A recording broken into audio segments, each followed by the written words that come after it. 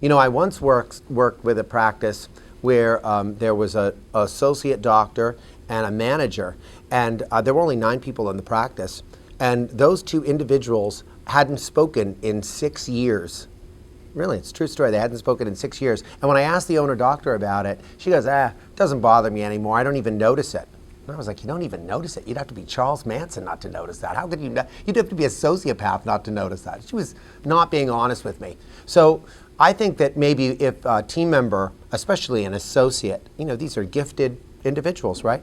And for them to be so out of the loop that they would say that they were oblivious to how team members feel about them, I think I would be a little circumspect about that. And but let's assume that they don't know.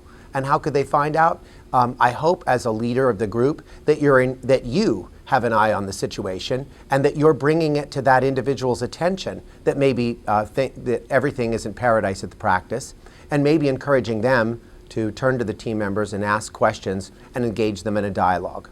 Certainly, tension in the workplace, I completely understand how we get to this place where we are angry with an individual or tense with an individual or standing off with an individual.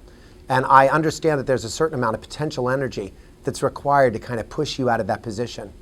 But you have to understand that being in that position where you're angry with somebody is so debilitating and so demoralizing, not just for you, but for the other individual and the rest of the team, that it's worth that extra effort that it will take to reach down inside of you and grab whatever it needs to grab, you need to grab, to go and meet with that individual and work things out. The sense will be liberating when you finally free yourself of that argument or toxicity.